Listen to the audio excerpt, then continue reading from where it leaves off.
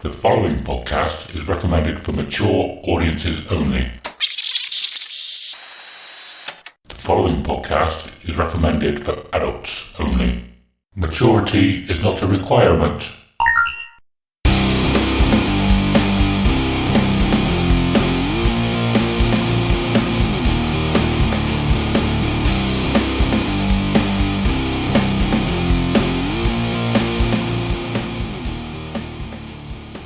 Hello and welcome to episode 19 of Dear Download, a podcast where we get to share our most intimate and treasured memories of Download Festival.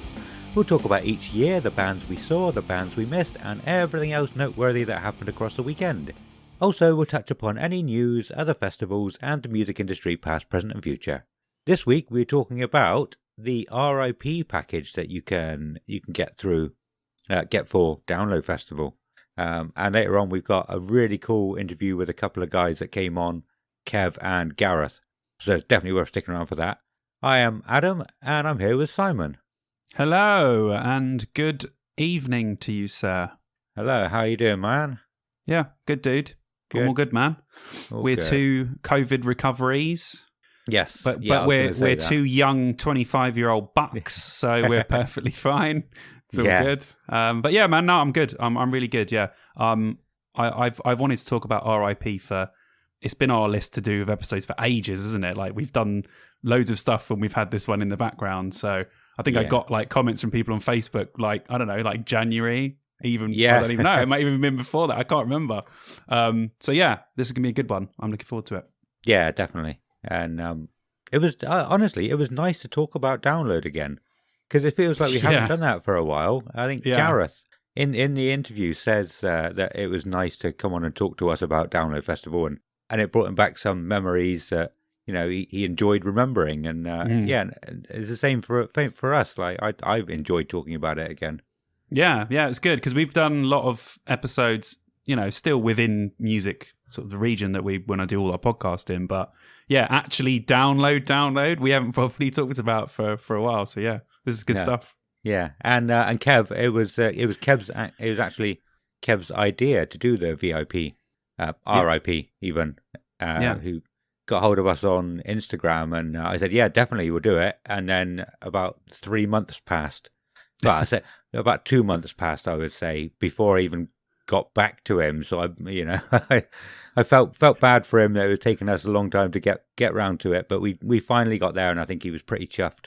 Yeah, it was great. It was great to talk to both of them actually. So yeah, stick around for the conversation because it's really good, isn't it? Like we had a lot of fun talking to these guys just about RIP, and the reason we wanted to get them on was because me and Ad haven't done it before. So you know, we're just the standard sort of campers, and we wanted to know what the crack was. So yeah, it's really good fun. So definitely stick around for it. Awesome. Cool. Anything new with you the last couple of weeks? No, not really. Nothing has really changed. We've done these episodes quite quickly, haven't we? Because we were blessed enough to get to do the In Search of Sun one, which yes, of course, which we were really, really excited about. So we just come in really hot off the back of that, and we've been social mediaing it up like two titans, trying to trying to do stuff, and I'm sure we'll speak about the playlists in a little bit and all that. But yeah, we've no news from me, man. We're cracking on, aren't we? We're looking forward. You know, we're right on the precipice of when people start to get excited about Download and about all other festivals. Like I can feel it now already. Like with the weather we've had the last couple of days, in my bones, I'm like, I really want to go to a festival. And I know the weather's gonna get crap again, but I don't care.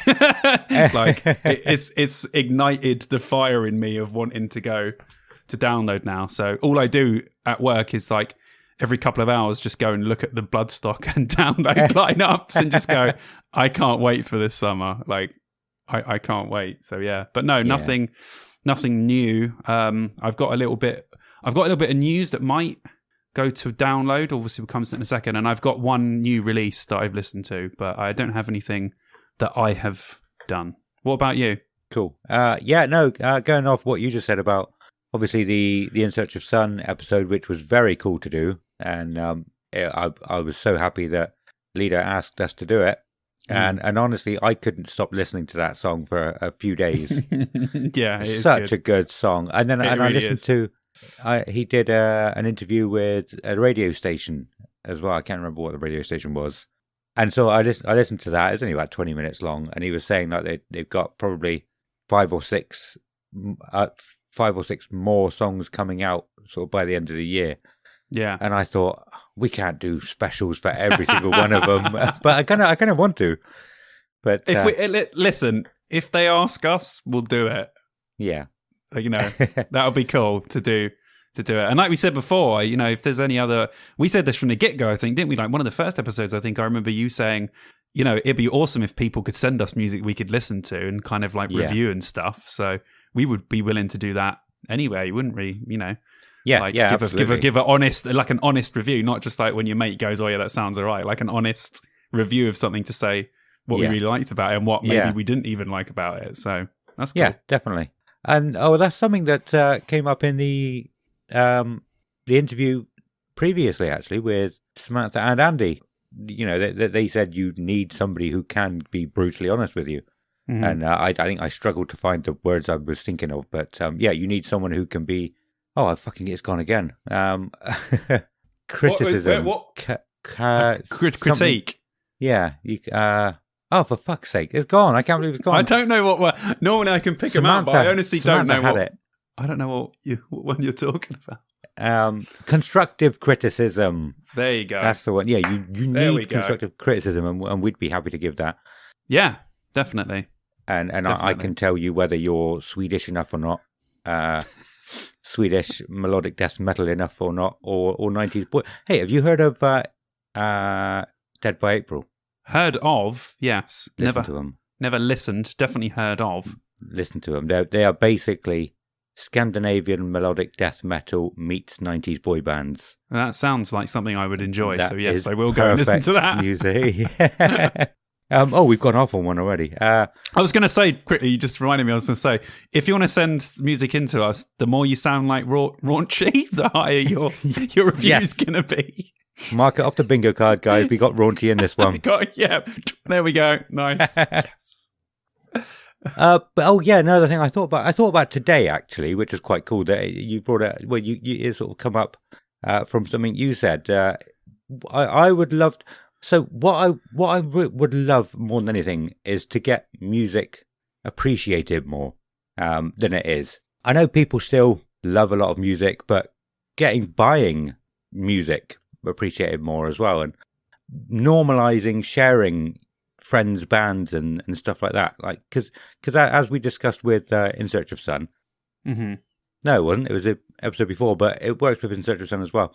If you share something and one person sees it, your friend sees it, that is not necessarily going to make them go, I'm going to listen to that. But if No. lots of people share it and they keep seeing it, it's like you said as well, you've got to see it a few times. Then people will go, do you know what? I will check them out. If they seem like they've got a lot of hype behind them at the moment. A lot of people sharing it, a lot of people interested in it. So I'm going to jump on that bandwagon too. Yeah, well, I mean, if you had a band, right, and then so how many people do people normally have on Facebook friends? I don't know, like 500 to 1,000, depending on what sort of person you are, right? Yeah. Now, I know not all of them use their Facebook all the time with them, right? But just imagine if, like, even 100 of those people were to share your band's new song or whatever. Yeah. People don't realize how much of a huge reach that is. And then possibly someone from that, that's the point of social media, like advertising, then someone else shares it, then they tell their friend. It's like sort of like word of mouth, but in like an actual form. Yeah. It can work really well, but you have to have the certain people doing it.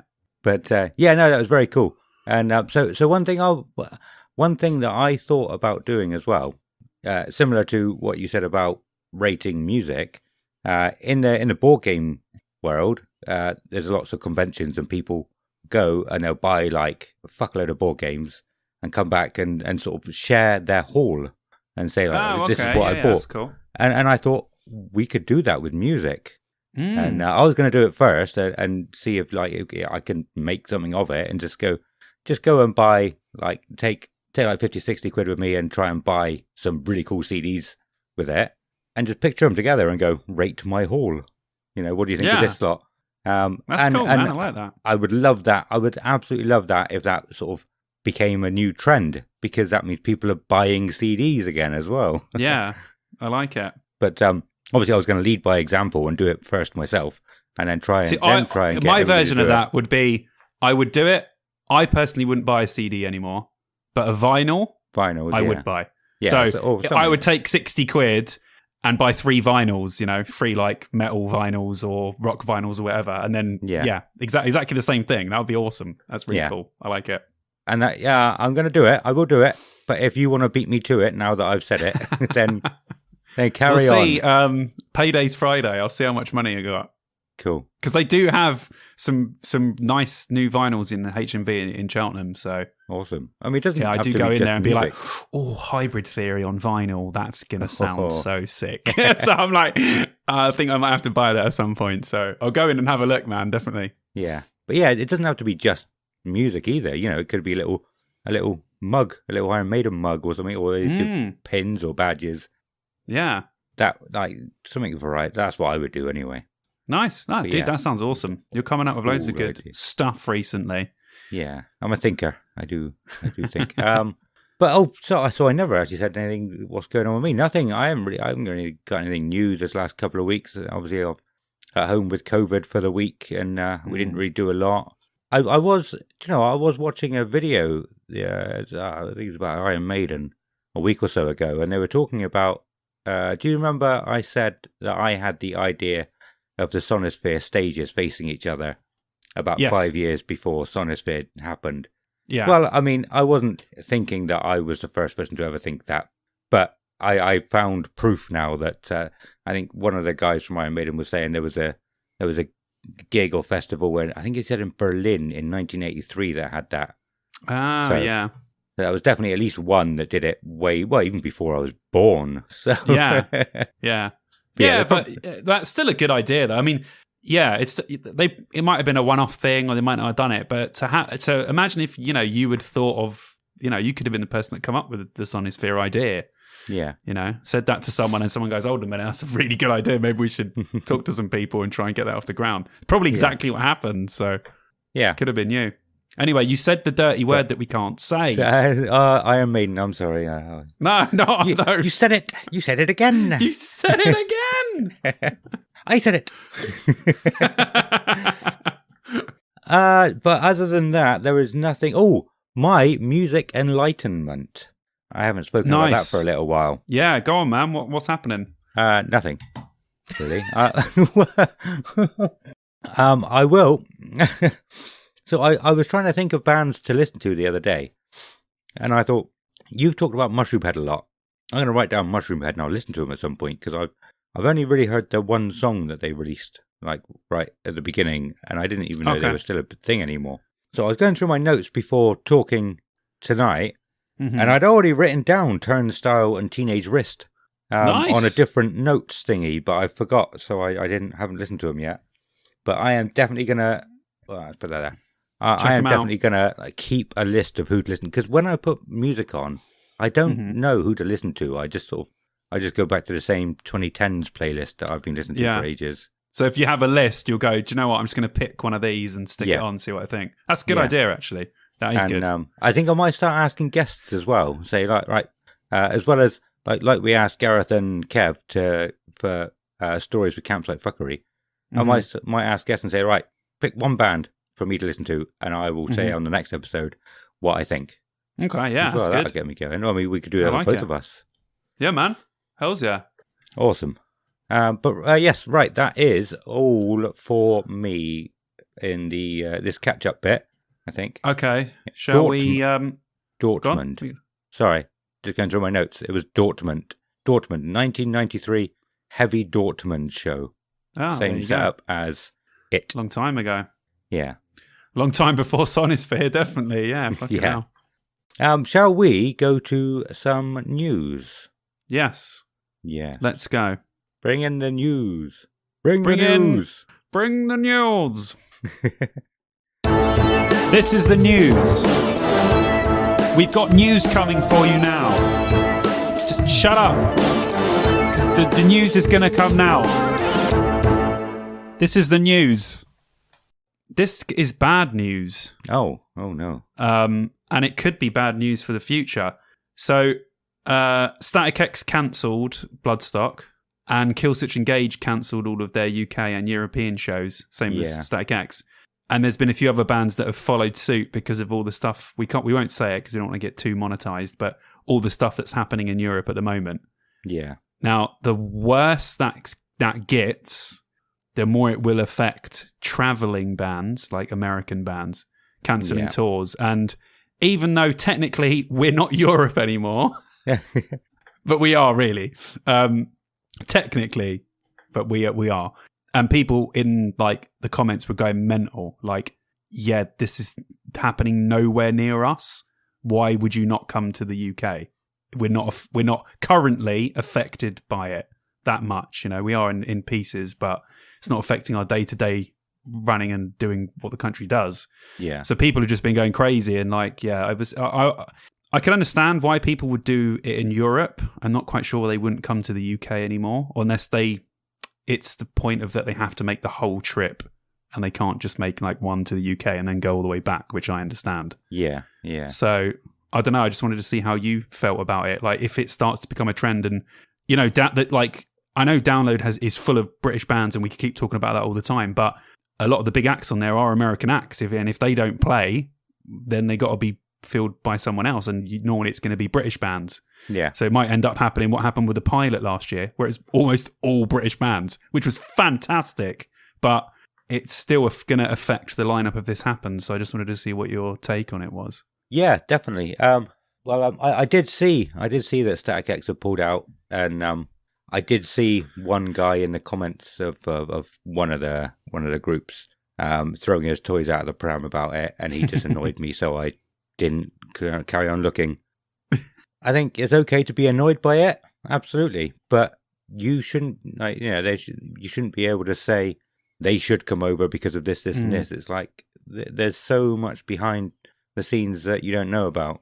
I think a lot of the reasons why people were cancelling when we had sort of lifted restrictions for the COVID, and people were saying like, well, they can fly over here, it's fine, but it was the whole logistics behind everything else. Yeah. So it will be interesting to see what happens. Definitely. It'll be interesting to see. Obviously, Iron Maiden's going to headline the Friday and do the early years, and then the Saturday and do the middle years, or whatever they did, and then there's a headline the Sunday and do like just like a 3-day long now. best of set. I remember the early years, that was it. But I like it. No, but it will be interesting, and it's something we will have to talk about properly. What somebody actually commented on our Instagram a couple of weeks back now.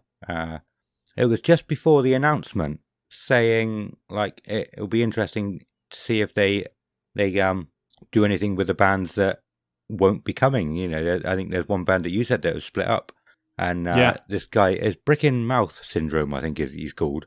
I don't think he does a podcast, but I think he does a lot of vlogs, going to gigs and stuff like that. He seems to know his stuff. You know, he's commented on a few of our stuff, a few of our posts, and he said that there's not quite. He said there's a few bands that have split up that he knows of that are still on the lineup, and a couple others that have sort of said they won't be coming over. So, and I don't think they've addressed it yet. So it'll be interesting. Yeah. We'll have to go through all of the bands and find out.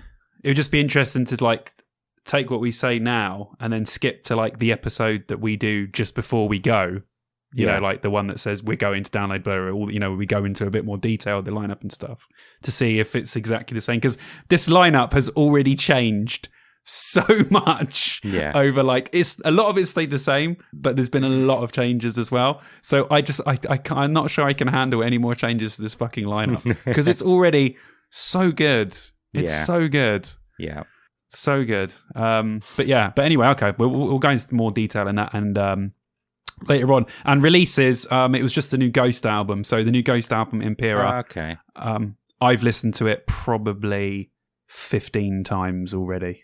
It's nice. It's amazing. It's very good. It's a 8.5 to 9 out of 10 from me. Oh, excellent. excellent. Well, all their stuff, all their albums are great. There's not one I don't like, but this one I like very much. So, yeah, if you like Ghost and you're listening and you haven't heard the new album, go check because it's pretty sick. Pretty sick. It's actually got probably like one of my favorite Ghost songs as well that I can't stop listening to. It's really sad, but sometimes, you know, I don't know if you get this. Sometimes do you listen to sad music to be sad? Are you one of those people, or am I just an old school emo? I think you must just be an old school emo. Yeah, I think I am. Yeah, I think I am. I listen to it and I'm like, I love being sad. And then after like half an hour, I'm like, yeah, I don't want to be sad anymore. I'm just going to listen to something else now. There's the old school emo coming out of me, man. Yeah, I don't really think I get sad very much at all. I'm just pretty much always happy. Yeah. Well, me too. But sometimes I like the sadness to console me, you know, like a sadness jacket. I like to wear that emo jacket every now and then. Then I take it off and I'm fine again. But for half an hour, I like to be in that headspace. Yeah, I like that. But I don't do. Yeah, no, I've got kids. I don't have time to be sad. Yeah, that's true. Yeah, I've got the time. You've got no time to be sad. I love that. That's how busy my life is. If you sat down with like a psychiatrist, they'd be like, have you ever felt sad? I don't have the time to be sad because I've got kids. It's like the best answer ever. Amazing. Yeah, but that's it. That's it. That's it for me. So yeah, cool. Don't have anything else so far. Yeah, I don't have any news either, actually. Before you start saying that, I was going to go, right, yeah, I am adding Ghost to my list. Before we carry on, Ghost, I might as well add Mushroomhead to this list as well. So I haven't got two different lists. The thing is, you can't let the list get too long because then you won't, like 4 or 5 at most, and then you've got to get rid of one when you like them because then you'll just keep listening to them. Yeah, that's true. Yeah. Because if you've got like 10, you'll be like, oh, fuck, I don't know what I want to pick. But if you've got 5, you can be like, okay, I'll pick those. Yeah. So, okay, that's cool. I've done well at listening to music in the van recently as well. With my little Bluetooth speaker. I said about because I hate driving with earphones in, so I was like, what am I going to do? So I didn't use the speaker to start with because I was learning everything, and I was like, right, I need to be concentrating. But now I know what I'm doing. Enough. Yeah, I'm listening to a lot. Stick on the tunes. Yeah, man. Yeah. Up front. Stopped outside somebody's house earlier, and I left the music on. Yeah, I got out, and it was just like, "Run, motherfucker, run!" I like just kept saying, "Run, motherfucker, run, run, motherfucker, run, run, motherfucker, run, run." It's like, oh shit! Let's pause that from my watch while I'm here. Oh my god, that's great. That was Know Me. If you anybody was interested, it's a very, very good song. I want to get this out early, okay, before going into, so that's the end of the news. Before going into the main topic with Ronnie, there's another thing I thought about earlier, which I really, really want to do now. I know other podcasts that I've listened to have done it, but this is very special because it's going to be around download time. So, yeah, what I would love to do for our 1 year anniversary episode, and it'll, like I said, it'll be the download episode people would hopefully listen to on the way to download, is I would love for people to send us a voice recording, send us just a clip of them talking about what download means to them, how much they love download, and if you feel like it, what Dear Download means to you and how much you love Dear Download. That would be very cool. Thank you very much. But yeah, no, I'd love to have that at the beginning of the episode. So like everybody's journey at the beginning of their journey, if obviously if they want to listen to us, the first thing they hear is all the love that everyone has to give about Download Festival, and then that would really get them in the mood, I think. Hells yeah. So good idea, man. I want to put that out early just to give people a chance to do it, and it will be on the episode. There's going to be lots of ways for you to send it in to us. I'll put it in the show notes, but yeah, you can even send a voice recording through Facebook Messenger now. Yeah. So yeah, that would be awesome to hear. Shall we bring Ronnie in then? Yeah, wheel him in. Oh yeah. So before we do that, yeah, a quick thing about the interview. I think I've said pretty much everything I wanted to say about the interview before we get it going. But Again, similar to the last one, I recorded the whole interview my end from my computer, so there might be a little sort of coughs or throat clears in the background. Poor Gareth. I told them that that's what would happen if I have to record it all, which was fine. Just letting him know that we couldn't. I can't get rid of them if everyone's on the same track. But at the end, he'd held he was saying he'd held a sneeze in for the whole time. Yeah, that was pretty impressive. Yeah, and I felt awful. I was like, I didn't mean for you not to sneeze. We're just saying that it'd be in the background if you do. Like, I can't get rid of it. But what a guy he was. What a trooper. Like, yeah, man. What a legend, honestly. Jesus, holding in one. I couldn't do that. I'd be like, in the background, like, no way. And so that was, I think that's pretty much all I wanted to say. And pretty much, like I said, Kev was, what a guy Kev was as well. And probably still is. He was waiting for ages. Waiting for ages to come on the show, and it was so nice to have him on the show. Yeah, definitely. Yeah. So, well, I think that's everything I wanted to say about the interview. I hope you'll enjoy it, and here it is. Ronnie, bring it in. Cool. I love that. Ronnie from on high. The Ronnie from on high, get him down. Sing for me, download!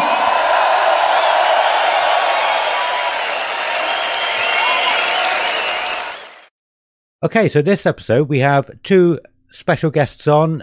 We have Kev and Gareth, who got hold of us on social media. Well, no, I got hold of you actually, didn't I, Gareth, on social media? Talking about the RIP, and me and Simon have said on the show before, we've never done RIP. And it was actually Kev that got hold of us on Instagram and said, why don't you do an episode on RIP? Because I've been to a couple recently. And so we discussed it. And then Simon put out just a thing on Facebook, wasn't it? Just asking for people's experiences. Just in the download group. Yeah. Yeah. And that's where we came across Gareth. He had some really cool stories. And I was pretty sure there were some other really cool stories there as well. So I asked Gareth to come on. So, yeah, here's Kev. How are you doing, man? Yeah, I'm good, man. Cool. And Gareth, how are you doing, man?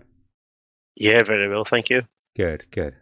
So, I don't really know where to start. Like I said, we don't really have a clue.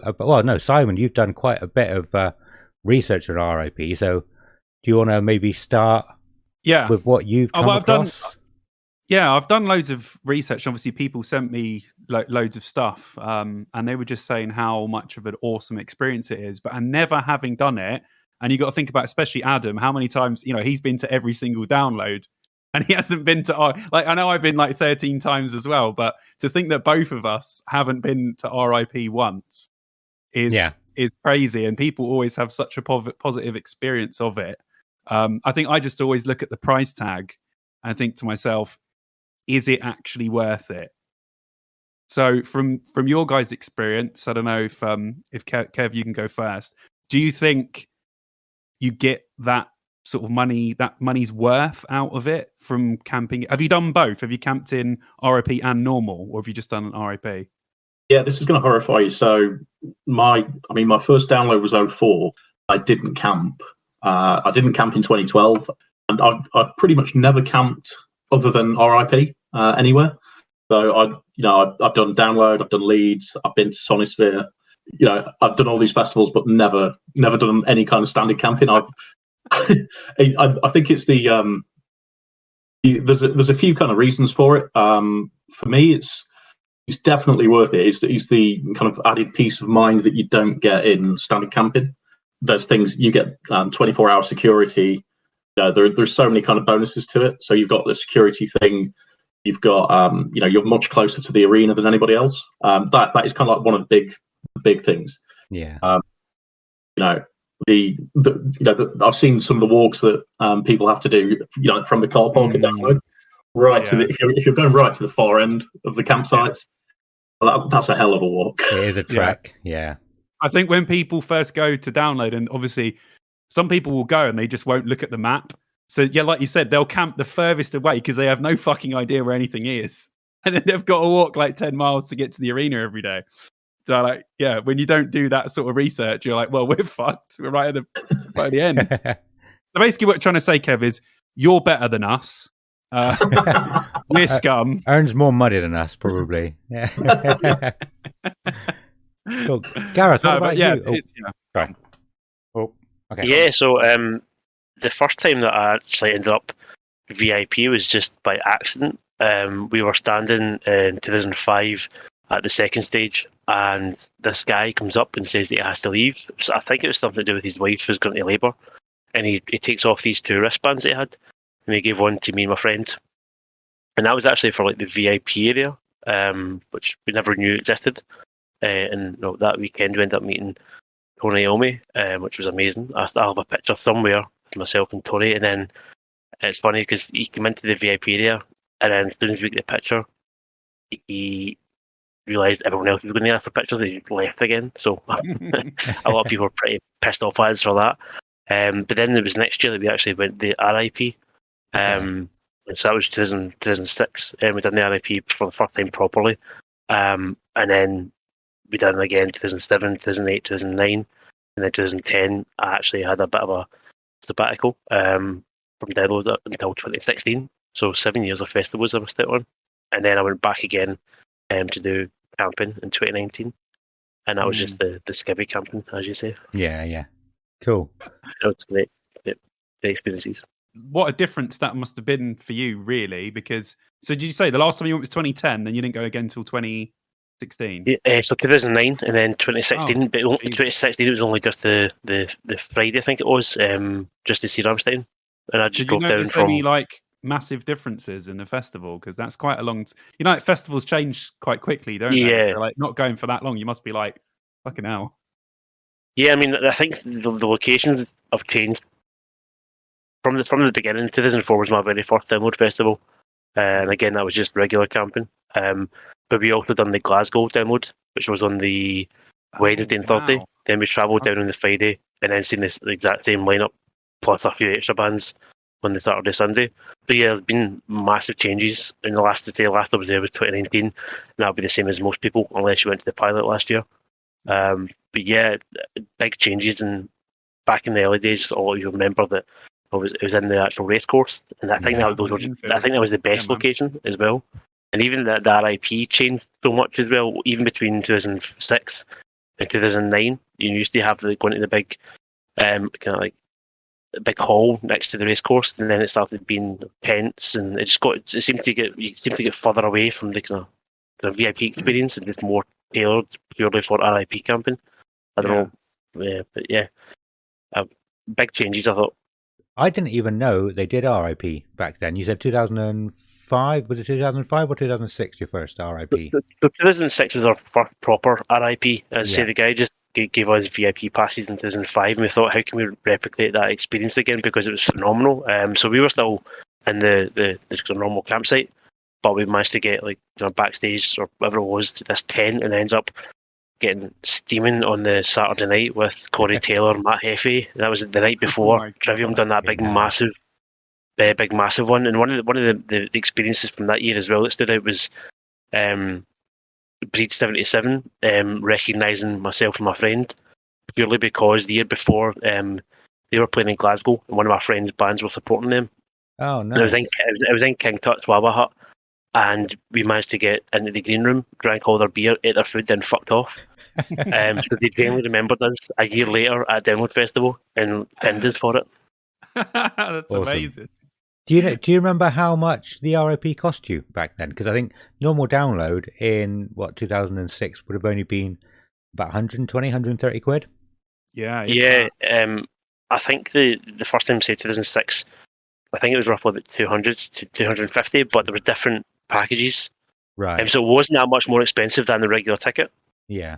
But then what we done in 2007, we actually upgraded further to the RIP, and actually, because we were coming down from Glasgow, we had our tents pitched up for us. So we paid a bit extra for have a tent put up for us. Cool.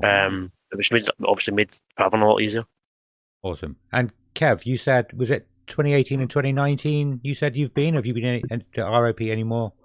years than that? Yes, I did. I did 2018, 2019, and the pilot.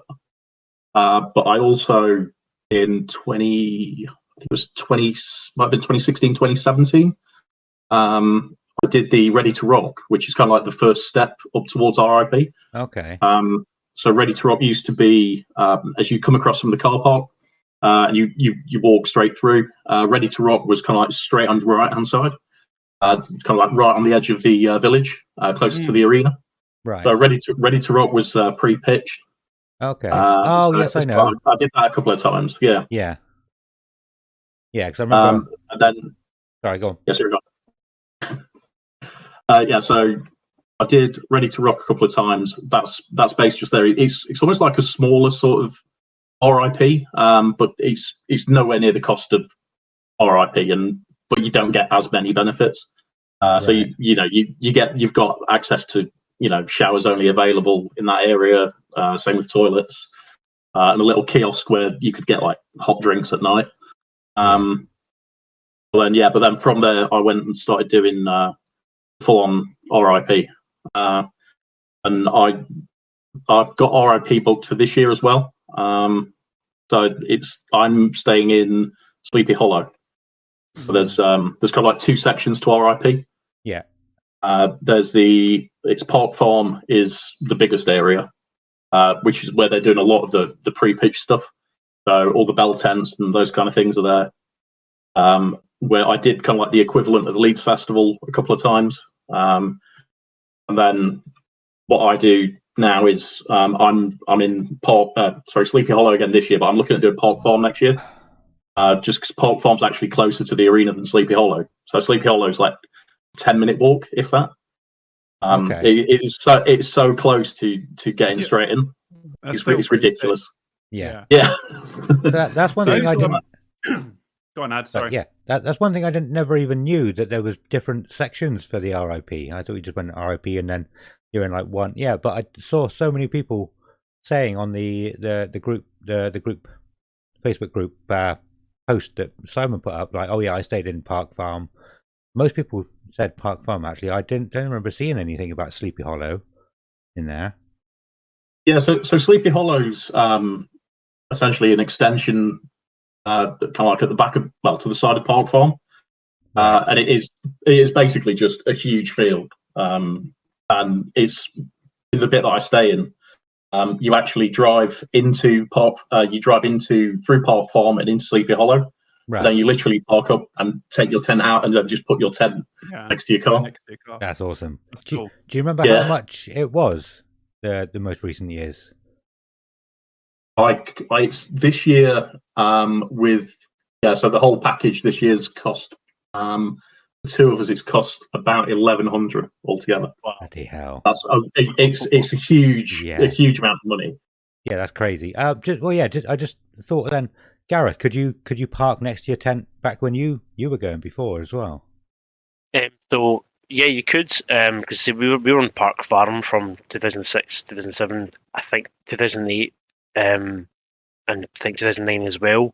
But back in those days as well, there wasn't as far as we knew, there wasn't an entrance, a very close entrance to the actual arena. So it was a massive walk back in those days, especially when the arena was in the actual race course. But yeah, we could park next to your car. I think we only done that 1 year, 2008. I think a couple of the girls drove down and we flew, which was nice. Awesome. Yeah, because that's another reason why I wanted you both on, actually, because you've both done like completely different times. To like Gareth, you were early, and Kev, you were more recent. So it would have been. I thought it'd be cool to try and compare the two and see if anything's changed, if much changed. Definitely, the price has changed. I can, yeah. You said, Kev, you said about those bell tents. They always look awesome. I've seen some people on YouTube do videos of them staying in them, and they do look. I mean, it's just cool not have to put your tent up. Like, yeah, it's like you go the benefits there, from that. Like, yeah, fucking amazing. Like you were saying before, Gareth, about they put your tent up. Did they put a normal tent up for you? Or was it a bell one? No, it was just a normal 2-man tent. You could get different packages, so there was a 2-man tent or a 4-man tent. I think it was. But as it was just a group of single guys going down at the time, so we all just had our own tent. And it was obviously it was very handy to arrive and your tent's pitched because the last time I went was 2019 and we arrived pretty early, and then you had that big flood of mud everywhere. So Yeah. I would not. I would rather not go back to normal camping if the mud's going to be like that again. I would rather just pay the extra couple £100 these days. Yeah, 2019 was horrible being rained on, putting your tent up, and then by the time you got everything in the tent, it was soaked. It was just like, that was pointless. Like, we brought down 2 tents because 2019 was my wife's first time going, and we took down 2 tents, and one was a pop-up tent for us to sleep in, so we could just put that up straight away. And then there was a very small tent for all of our stuff to go in. So I thought that was pretty useful, having that pop-up tent just to throw your kit in while it was pissing down. Yeah, that's a good idea. Wish I had that now. I've just found my receipt for download that I rolled over. So RIP camping is 1,170 for where I'm staying. Wow. Bloody hell. But yeah, the price is just rocketed. Yeah, that's me and my girlfriend. Yeah. I was going to say, I think the value for money is there. I know that was one of your kind of points earlier on. So even back in the days for us, there was a great value there because you'd acquire camping experience, and you didn't have the same level of arseholes. I'm just going to use that phrase pretty clearly because you all know what it's like. People jump on other tents when they're drunk. They piss on other people's tents. They vandalise people's tents. And we've seen it. So that was one of the reasons why we really wanted to go, to the RIP after we had that kind of VIP experience in 2005. But one of the best, I think, facilities that come with RIP. I'm not sure if it's there now, but there used to be a washing machine in the farm park. And in 2008, I had put a bottle of Jim Beam in my rucksack. I'd wrapped it in towels. I'd wrapped it in clothes. I flew down and I got off the plane. I smelled my bag and the Jim Beam had burst everywhere. So all my clothes were covered in Jim Beam. And that was like the Thursday morning or the Wednesday afternoon. I can't remember. I think it was Wednesday it used to open. So yeah, there was a washing machine on the farm, which was amazing. That is and the amazing. staff were fantastic. So good. Jack Daniels is nice. Get like great staff. But I don't know why. I'm smell like Jack Daniels. Yeah, I mean, I love Jack Daniels, but I mean, Jim Beam, I wouldn't touch Jim Beam these days. So I hope you're not sponsored by Jim Beam. No. Yeah, I don't recall seeing a washing machine. It was in the wee toilet, the toilet block. It was amazing. Oh right, okay. Yeah, when I did the pilot last year, it's crazy. It's almost a year ago now. When I did the pilot last year, we actually stayed in Park Farm. So they kind of messed up big time last year with the RIP. It was because while you got the great views of being able to look out onto the stage from your tent. How it normally works out is that from the RIP section, you head towards the entrance to get towards the arena, but you're coming from a different side. So you know where the guest area sits, to the side of the main stage. You actually walk through the guest area, and you get that's one of the kinds of things that the benefits as well. You get the guest area access, and so we were still kind of camping roughly around the same place, but we had to get a shuttle bus ran from the top of Park Farm all the way out onto the main road, and then we came out. Yeah, we came out where all the cars were parked at the top of the hill. So the bus pulled up there, and then we had to walk right down the hill through the kind of like the village unit and the camping area. The festival was like way smaller, but you had a way worse time getting to the it was an absolute nightmare. Yeah, that kind of sounds how it used to be without the actual minibus. So it used to be, you're walking that whole length up to the main entrance where everyone else goes in, and then they started to have the entrance for RIP in the big exhibition hall, which was a big lifesaver, especially the fact there was a proper bar in there with lots of ice on, lovely weather in 2007. That was one of my favourite years with the company and that experience as well. But see, we used to have to walk about half an hour to get into the actual arena because you had to go in by the village entrance. Yeah. So glad that's not happening. Was that? Did you say inside that building? Yeah, see the big exhibition. That was where the RIP and the VIP experiences were.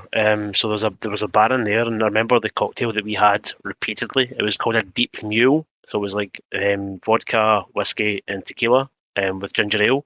And it was just it doesn't sound appetizing, but it was the most refreshing drink. It was £5 for the cocktail, I think, at the time. So that's pretty cheap for kind of download standards. Yeah. I know, but it was just so refreshing, and I think that year as well, like most of the bands come into that area at night time as well. So there was a lot of kind of mingling with bands and other fans and other VIP guests. So it was great. Nice. What about and that tents, drink though? sounds like Yeah. that drink sounds like it would get you absolutely fucked as well. Oh, it did that. Yeah. Did you have tents inside? No. So it was purely just a place to go and chill. Okay. Oh, right. Yes. Go in, Okay. Yeah. So I remember, I think it was the comedian Phil Jupitus I bumped into, and like he asked me where Suicidal Tendencies were playing one year, and it was just a bizarre experience. And here I am giving instructions to Phil Jupitus to go and find Suicidal Tendencies. It was You bizarre. know. I think it was the Suicidal Tendencies that year, so that would have been 2008, maybe 2009. Fucking hell. Yeah. I miss those days. Honestly, I have kids now, and like I got married 10 years ago, so that's why there was a bit of a hiatus between going to festivals, and I was self-employed for a while. So yeah, I'm glad all those days are over, and I can actually afford to go back to downloading. Yeah. Yeah, that's fair enough though. That's why I'm surprised. You know, Ad's got kids, yet he's gone every year, which is a feat in itself. Don't know how he's managed to accomplish that. Legend. Yeah. No, I think it's only been 2 years since I had kids, but it's going to be a struggle. Well, I mean, I'll be able to go, but my girlfriend won't anymore. I was also just going to say the guest area. That you were saying, Graham, about meeting certain people. The amount of people that you can kind of just randomly sort of bump into who are kind of playing over that weekend. So I've seen like I think it was the drummer from Alien Weaponry was knocking about one year. I bumped into Benji from Skindred. I met Rao from Shikari at the Pilot last year. Yeah, and Paul Barrow, who is the lead singer of Death Blooms. So you've really got to listen to Death Blooms. They're definitely your kind of thing. Oh yeah, dude, I'll check them out. Yeah, it was Paul that opened the festival. So Death Blooms opened the Pilot. Oh, nice. And I've seen him kind of like 4 times since then. Just totally addicted. I saw him in Nottingham not that long ago. I'm sorry, because I only live sort of like 40 minutes from Download. But yeah, you meet so many people in the guest area, and it's really weird to start with. And Andy Coppin. Yeah, Nice, so I was speaking to him at the festival as well. The big man, yeah, complete with his hat. Yeah. Yeah, he always had the hat on back in the days that I went as well. So Yeah. So he always about. sorry. No, you're good. I was just saying, he was always about. Yeah. And always really friendly as well. He'd always stop and talk to you. If you stopped to talk, like speak to him, didn't like tell you to fuck off. Which, given how busy he would be trying to run a festival, but Yeah. I've never seen him. Never once seen him there. But I mean, I suppose I didn't really know what he looked like until a couple of years back, so I might have seen him. But yeah, I've seen him walking around at the Pilot, but he was being mobbed by people, and I was like, People like me. "Shall I go and get?" Yeah, you were probably there. If I'd have known you then, I'd been like, "Oh look, he's over there." And I was like, "Do you know what? I'm not gonna go over because it would just be too many people." So I didn't, but I wish I did now. Cool. So, so with RIP, you've obviously got your own little camping area, which is cool, and we discovered you can park by your tent. So you've got your own area to go and drink, and where all the bands are as well, do you? Yeah, so there's actually a couple of bits to it. So there's obviously you get access to the guest area, and that's kind of like where you walk through to get to the arena. Right. So that's got its own kind of like selection of bars and toilets, and stuff there. But before you actually get to that, in Park Farm, there's the courtyard, and the courtyard is when I went in 2019. I think there was 7 bands on over Wednesday and Thursday night.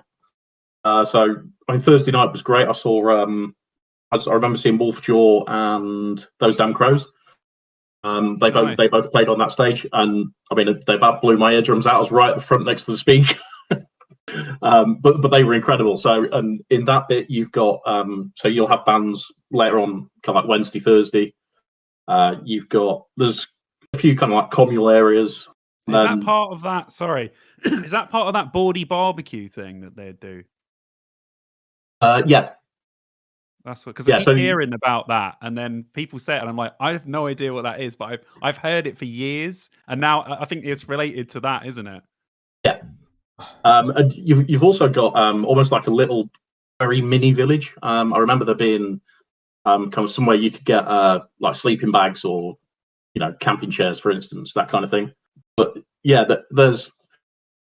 I think kind of like as we alluded to before, the price of RIP is a lot, but there are lots of benefits to having RIP. If you think like how many times you've done that walk from your car to your tent, from your tent to the arena, you do that a few times, you're racking some miles up. Yeah. Were you to the point now where I'm like, I might have to do RIP, that, because I'm fucking hell. I'm not getting any younger, and the walking is getting ridiculous. I think you get a good night's sleep as well. I mean, if that's something you want in between bands, then absolutely. And there's been periods in the time in the past as well where if there was a bit of like a 2-hour gap between bands, I would just go back to RIP. Just everyone else is gone almost. I could just relax, have a beer, gather myself. And I remember 2006 as well. On the Friday, I started to get some pain in my teeth, and it turns out I had to have a wisdom tooth removed. But I had to go through all that weekend until I got to Nottingham on the Monday, because we'd planned to stay in Nottingham for a couple of nights after and go, etc. But I had to go to one of the dental hospitals and get my tooth extracted. But I had to go through that pain, and I think if I hadn't been in VIP, RIP that weekend, my sleep would have been absolutely worse because I was so taken out of it. So I did drank more, which meant I slept more as well.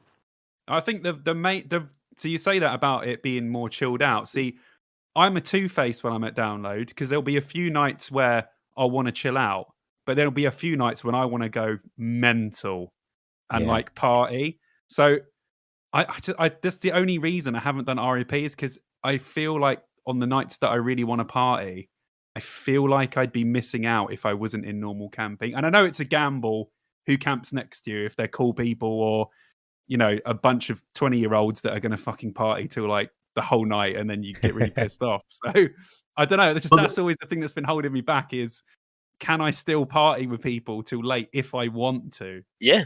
I mean, there is a curfew in RIP. Have they brought in a curfew now? Yeah. I can't remember where I saw it. Might have been on the ticketed information. I think it's around 1 a.m. Was that like no entry or like?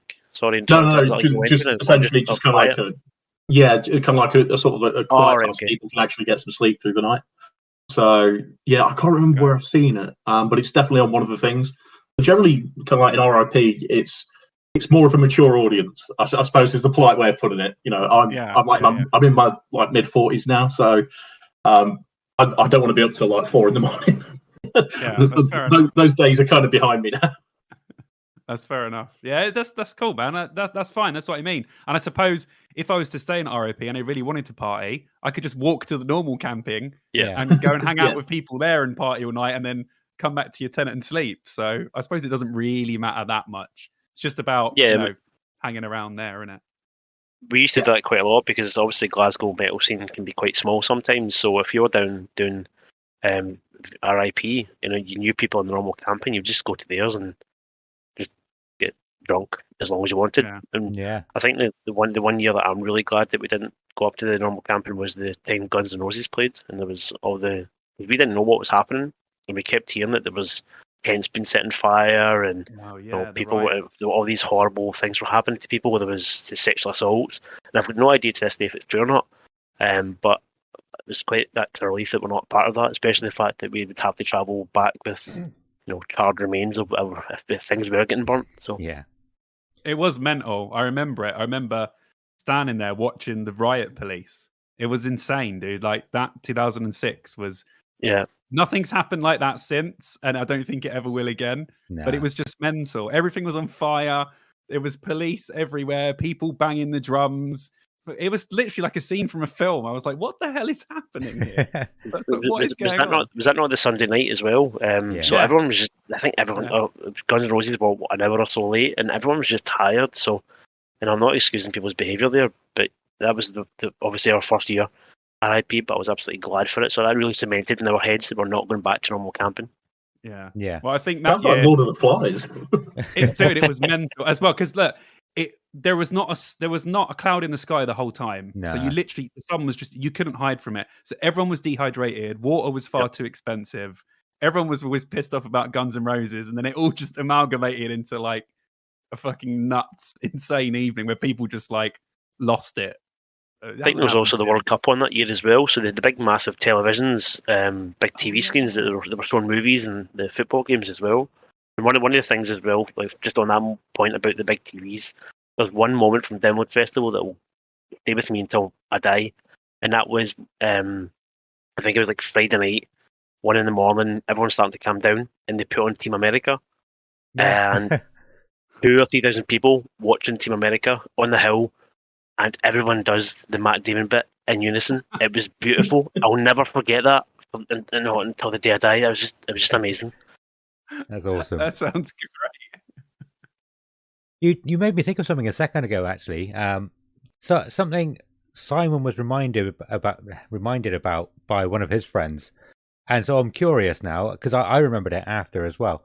About all the Scottish people would just walk in queues or in lines round all the campsites. Was you part of that, or any idea what that was about? Do you know what year that would have been? It was all That was 6, 7, 8, and 9. Right. All the Scottish all people the earlier together. ones. Yeah. So in 2005, we were staying in the campsite right next to the village. So again, that's when it was back in the race course. So we were pretty close to everything.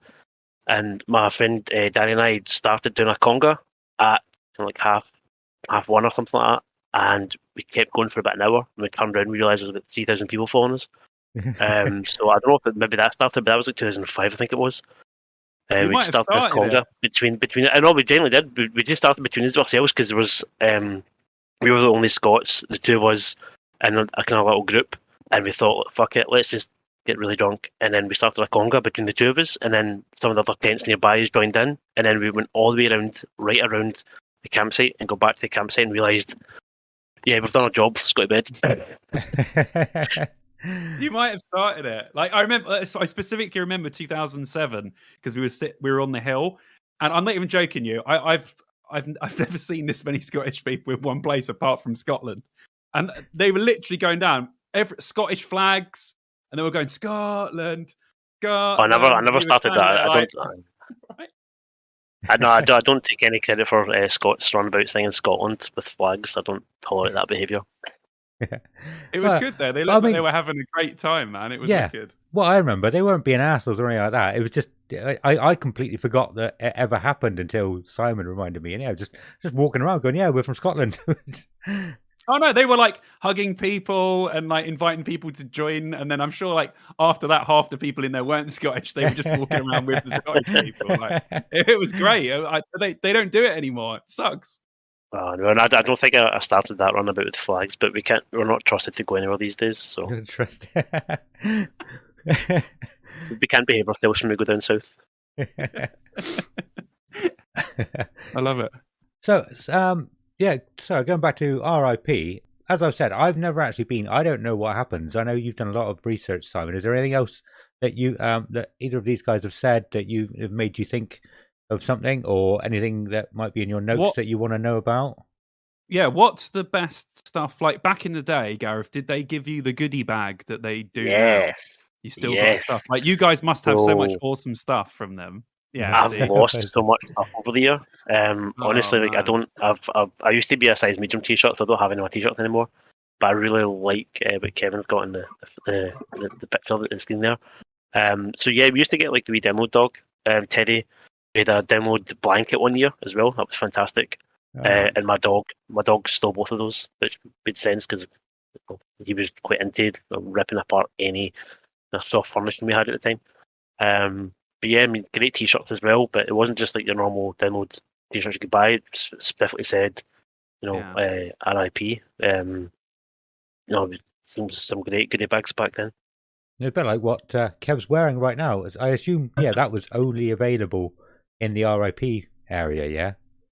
Yep. Yeah, so this is one from 20. I'm trying to think now. 2019. Yeah, it's got it on top. So this was the 2019 one. The one they did for the pilot is absolutely amazing. It's kind of like a black one with almost like a rubberized kind of print to it. That's in like a different kind of black. That's got the badge and RIP across it. But with that, a lot of people were having a lot of problems because they were putting them in the wash and they just fell apart. Yeah. So mine's not been worn or washed, just because I don't want to damage it. But yeah, you get all kinds of stuff. So I've got, you guys can see, the foam hands, water bottle, T-shirts. I've had like tote bags. What was the other things? Download socks. Awesome. They were pretty cool. You get lanyards, programs. Some of these stuff go for like serious money on eBay. We were talking about some of the older T-shirts before we started. We were talking about some of the older T-shirts, how much they're going for. And I've seen the programs and the lanyards going for ridiculous money. Because I use my lanyard for my key fob at work. So everybody's got their standard kind of lanyards, and mine's a download RIP one. Nice. It's just what you were saying about the pilot merch. I bought the normal pilot T-shirt, and I went to London last week, and I saw like 3 people in the underworld wearing the download pilot merch because it's so sick. Like they done such a good job of the pilot designs. Like the pilot T-shirt is my favorite download T-shirt. It's so good. Yeah, like, it's a really cool design. Yeah, they've done such a good job of that. It's cool that they kind of opened it up to everybody as well, that perhaps couldn't have made we were very lucky that we managed to get tickets for the event. It was 10,000 people? Yeah. So it's kind of like 10% of the normal download, and to kind of be a part of that unique experience. So it was so cool. But but they screwed the RIP up that year. They absolutely messed it completely. Oh man, a T-shirt you can't wash. Yeah, good idea. Yeah, T-shirt you can't wash, and then a journey to the arena that should be kind of like 10 minutes took like 30 minutes. Yeah. They messed up, man, big time. Finally, one for us normal campers. Yeah. I was going to say as well, one of the kind of things that obviously I commented on the Facebook when you were talking about RIP back in 2006, 7, the security around the main camping didn't know what that the wristband was for. So we actually managed to walk onto the main stage at night time. And all we had to do, and I'll send the picture. I found it. That was my friend. That was 2005. Again, that was that VIP. So I don't know if that actually got us in. But we just blagged our way. We just strode it and walked on. We actually managed to get a security guard to take a picture of the 2 of us while they were taking down one of the drum rigs. And that was amazing. And I hope I'm not going to get blacklisted now from Download, but saying this, if anyone from Download Festival or Live Nation's listening, I'll blank out your name. I'll just say your name's Frank or something the whole time. So even the year after, so that 2006, there was 4 of us that went RIP, and it was a proper. I remember it was a proper RIP wristband, and we went up to the village, and we just showed them the wristband and walked right through, and we were running around the race course at like 3 in the morning, 2 in the morning, absolutely steaming out of our heads. I have no idea why. I think they just thought, we don't know what that wristband means on you go. So again, there's a picture of me somewhere with a Superman outfit on the main stage, where the rest of us are just like standing there. Well, they probably again, thought you were like roadies or part of the crew or something, because they were like, well, they've got these wristbands. They must work here in some capacity.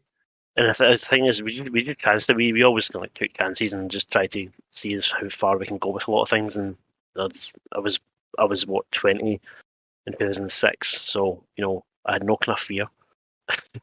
That's some serious balls. If I get thrown out, I would just find my way back in. But and then so 2005 was when Black Sabbath played, and that was the time that we ran around the race course, like all the way around.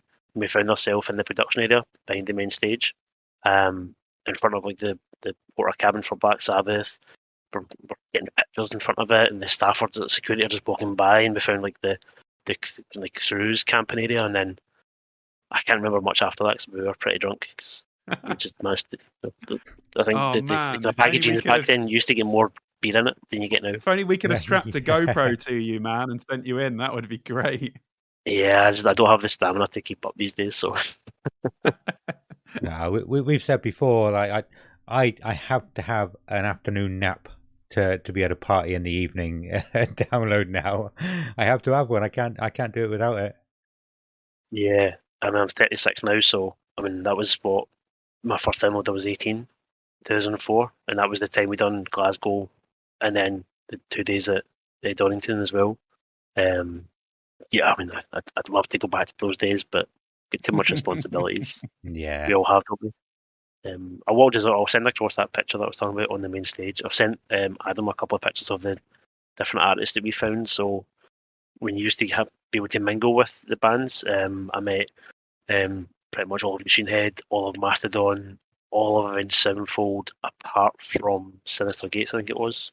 And then I remember one of our friends was pretty pissed off that this was 2006 that he didn't meet Metallica, because he assumed that from the previous year that because we went RIP, he was going to meet every band possible. So we maybe overhyped the number of bands that we met. And he got pretty pissed off and drunk and tried to throw a table because he couldn't meet Metallica.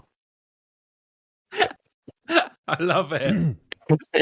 Yeah, man. Send us those pictures. We'll stick them up on the page, man. That'll be. So awesome.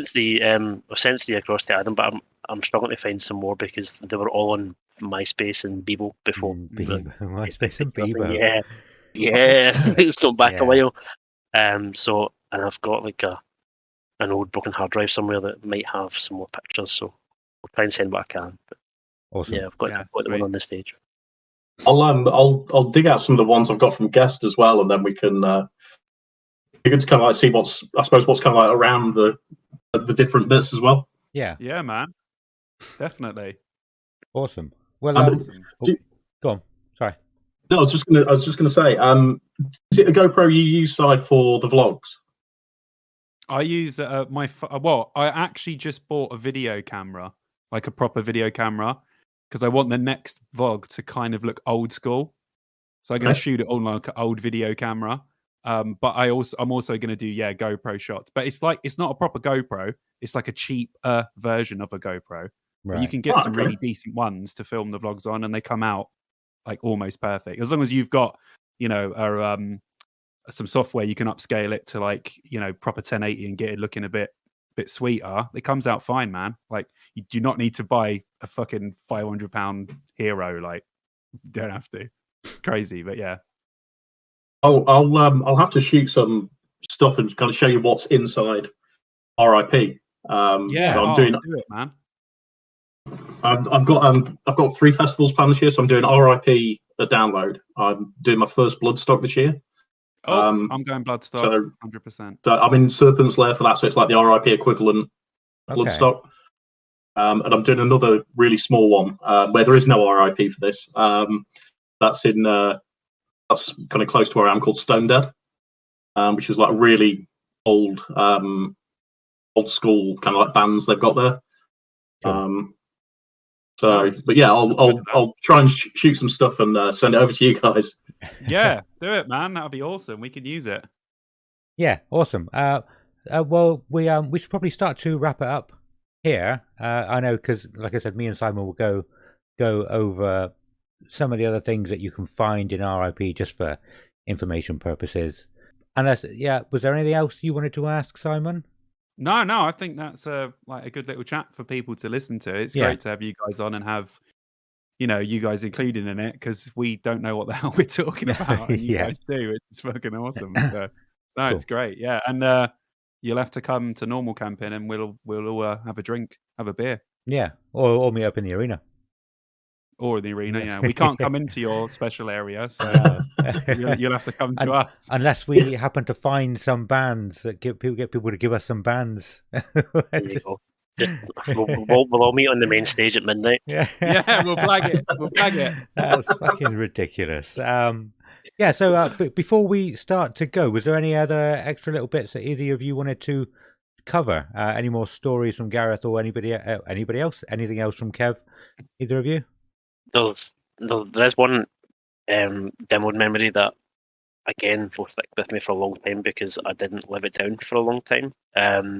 So when we were VIP 2008, I was quite looking forward to seeing Kid Rock that year. And that was the year that he pulled out and gave Judas Priest a longer. I can't even tell this story. They gave a longer set. So I was pretty drunk at that point anyway, and I went backstage, and it was like a big kind of like ET style for the RIP at the time. And Marina Lake, I don't know if they're still a thing these days, but they were doing like one of the, not Metal Hammer or like Scuzz, that type of kind of like TV show highlights of Download Festival, and I was very, very drunk, and they stopped me and said, "Oh, what do you think about Kid Rock not turn up?" And I started swearing at the camera, going, "Fuck, I've been wanting to see fucking Kid Rock for years, fucking." And it was just, and then it got aired, and all my friends were on the phone. What the fuck? How drunk were you? Also, why did you develop the most Scottish accent as well? I don't have the most broad, kind of Glasgow accent, but apparently I just went really Highlander at that point as well. I was going to say, were you English before that interview, and now it just stuck? No. Exactly, yeah. Actually, I did completely different story, but I did actually. I spent 6 months abroad, and I come back to Scotland with an English accent and couldn't understand my family. I pick up one of these people who pick up accents very, very well. Yeah. Oh man, we need to go and find that footage, man. I'm already planning to. Yeah. Awesome. Yeah, I'm very drunk. If I manage to find it, it will be in the episode here. Kev, anything else from you?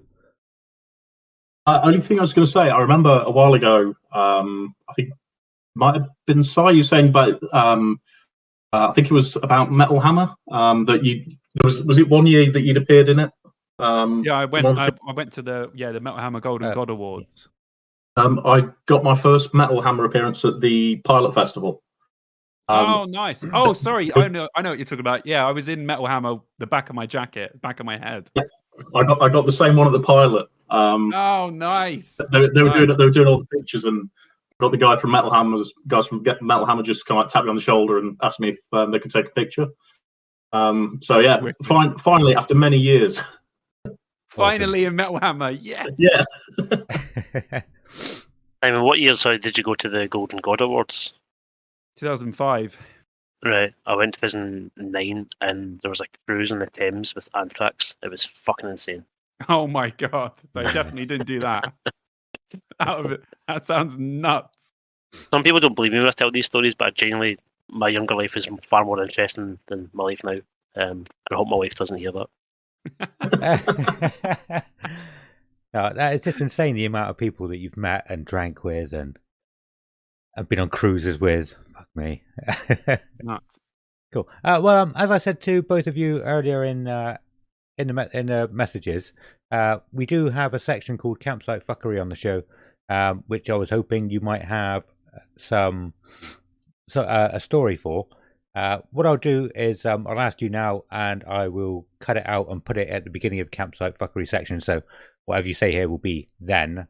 So Kev, we'll start with you. Do you have a Campsite Fuckery story? No, because I'm assuming as a grown-up RIP guy, I'm afraid it's really quiet for me on that. That's fine. I was just about to say, yeah, there's no fuckery in RIP. Yeah. Not allowed. There's a curfew on that kind of thing. Cool.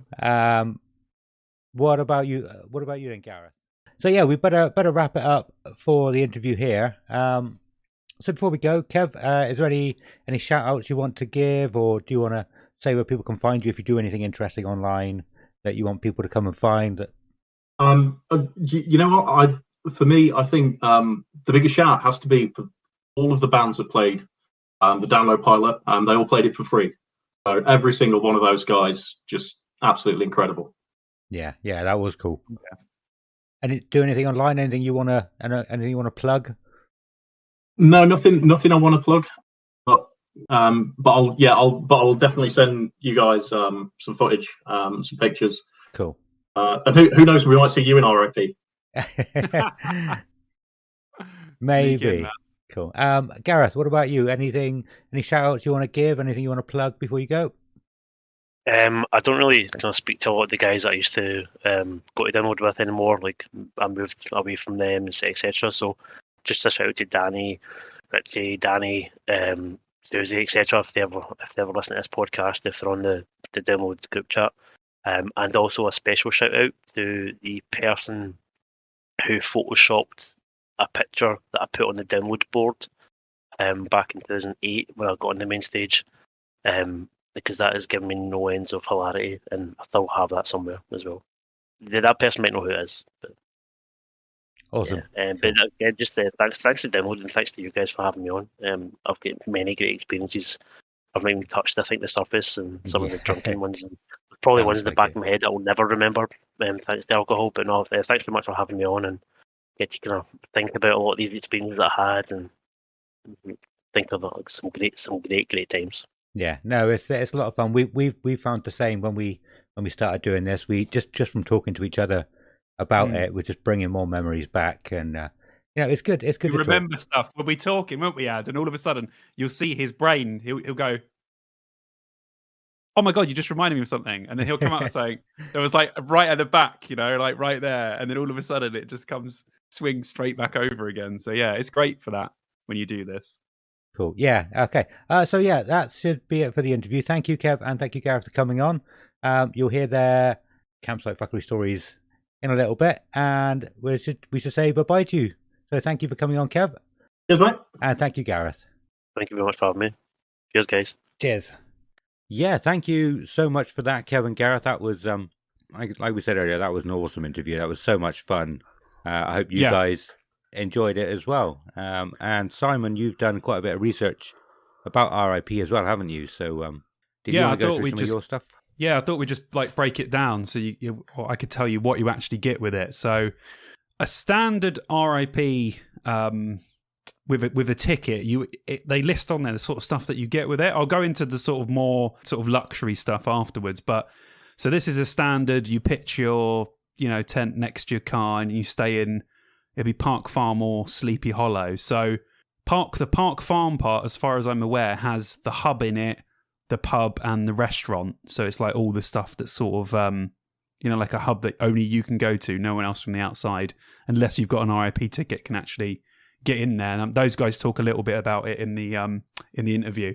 So for a standard RIP package, it includes obviously your ticket, pitch your tent next to your car, like I said before.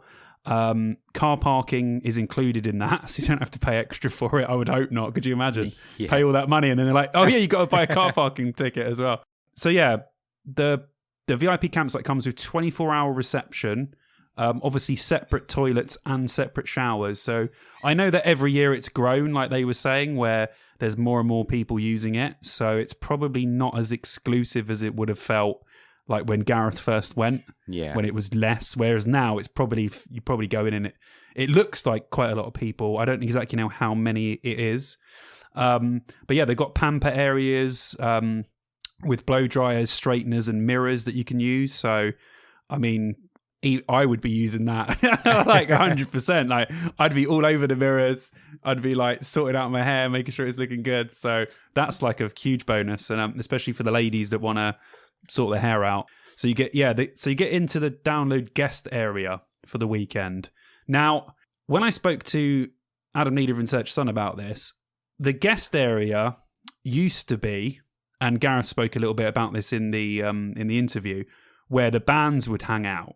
Right. Now, the guest area now is slightly different, whereas it's probably not that common that someone from a band is going to walk through that area. They're probably going to be in the band VIP areas, which is slightly different to the guest area. You could get people, I've heard of, I don't know, like Corey Taylor hangs out in there sometimes when Slipknot play, and, you know, people who like to go and talk to fans, but you're not as likely now, because it's grown so much, to have people just hanging around from bands, whereas back in the day, that might have happened. So it says, you know, guest area, and you think, oh, all the bands are going to be hanging out there and stuff.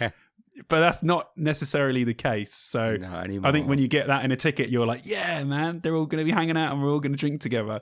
Probably doesn't happen that often. It has, but probably not that much. So you get the RAP entrance to the festival arena, which is obviously, you don't have to do necessarily mental walks. It depends on how, I know, like, we have to go into a whole discussion of how the new downloads are laid out, because we haven't seen the new map or anything. Like, who knows? But as far as I'm aware, when they try and create it, they try and get you the shortest walk from RAP. So you don't have to do all the stuff.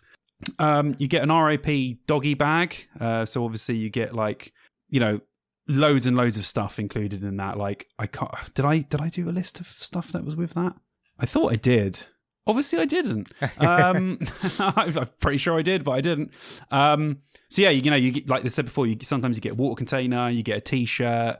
Couple of years they were doing like Zippo lighters. Yeah. They, you know, every year they put something mental in. So I think there was a onesie in there once. Then there was like a poncho, which obviously helps people because it friggin' rains all the time.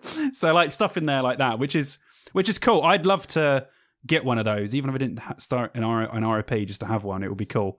So yeah, then they got the little RAP village, which has convenience shop, different food. They got a coffee hub, seating areas with the fire pits, lockers and charging points. I'm not sure if they get charged extra for those. So if that's thrown in the price, that's pretty awesome. Yeah. They got a spa with massage treatments and that obviously you have to pay for separately. Yeah, and they get extra entertainment. Like they have the Baldy Barbecue on the Thursday where they have bands play. They have DJs, quiz nights. There's a lot of extra entertainment perks that you get with the RIP that you don't get in the normal camping. Yeah. So like the guys were talking about in the interview, if you want a more chilled out kind of festival where you don't want to just be, you know, pissed up hanging around tents all day, with the RIP, you know, you could go watch a band or do the quiz night or just go and drink in the bar while they're playing music as a DJ. It doesn't have to be that crazy. So, I mean, for I don't know, a lot of festivals will do similar versions of this, but surely, I know they're expensive. What are they, like £500 to £600 for the standard? Yeah. For the standard RIP ticket, which is a hell of a lot of money. But I mean, how awesome is all that stuff that you get with it, dude? Does sound very good and sounds worth it. If you're only going to do one festival or if you earn lots and lots of money, I think that sounds pretty good, actually. Once you're over the drinking with everybody, like I said, it's a bit more sophisticated. You can go and I bet the ground is nice and grassy still because you haven't got thousands of people trampling over it. Yeah, that's true. Yeah, you just go and chill out. Yeah, that sounds really good, actually. Yeah, that's. I mean, when I was doing this, I was like, "Why have I never done this before?" I know why, because it's a bit expensive. But I was actually thinking to like Vicky, maybe if we save for like a little bit longer, we could just do the RIP. But like I said to those guys in the interview, the only reason I haven't done that is because I'm afraid of missing out on stuff. But then I'm like, I could just go hang out with my mates' tents in the normal camping. Yeah. So what am I missing out on? I'm not missing out on anything. I could have 2 mental days with my mates and then 3 chilled out days in the RIP area. Yeah. You don't have to do both each time. You might go, oh, do you know what? I want to get absolutely mashed tonight. Let's go to the normal camping with my mates and we'll just get trashed. It'll be amazing. Yeah. Then go back to your tent. Like, and then the next night we'll go and do the quiz night, like a couple of old people. Yeah. It's great. So yeah, like you said, you know, we've spoken about it before. In the future, me and you may think about doing this. It's just at the moment a question of money. You know, you've got kids. We're trying to save for a house. We can't spend £600 on RIP tickets currently, but I'm sure one day we'll do it. But that's what you get with a normal one anyway. So they got hotel packages as well. So the hotel package, you get all of the access that you get with that, but obviously you're staying in another location, so it's more expensive because you're staying in a hotel. So there's 3 hotels that accommodate download people, which says Jury's Inn, Priest's Inn, and the Holiday Inn. So the Jury's Inn and the Priest Inn are both £1,000. Cool. So that's for the 5 days with all the stuff included, which actually isn't too bad. And the Holiday Inn slightly cheaper, $857.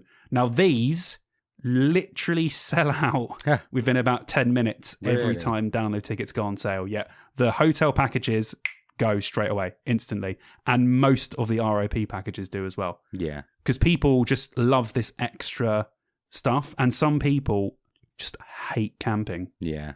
They love going to a festival. They love walking around. They love listening to music. They love drinking with everyone, but they will not. You cannot get some people in a tent. They just won't do it. I know people like it. I got a friend called Eugene, went to download 6, 7, 8, 9, 10. Now you couldn't get him near a tent. That's crazy. You couldn't get him. He'll come if he can stay in a hotel. He'll come the whole 5 days. Yeah. But you won't get this guy in a tent, and that's just what some people are like when they get a bit older. They want comfort, and that's fair enough. Like, I understand that. Yeah. I don't mind, glamping it up in a tent. But would you ever do a holiday pack? I mean, a hotel package for download? Do you think? Well, If you had the opportunity to. I have held on to one thing since 2004, and it was a friend of mine. Someone was talking about like getting air beds and stuff like that, and a friend of mine, he was like, "No, this is Gura camping," and and I've held on to that ever since, and I still call it Gura camping. That's good. I like that. So yeah, that was Mike Ferris. I was a joint best man for his wedding a couple of years back as well. So.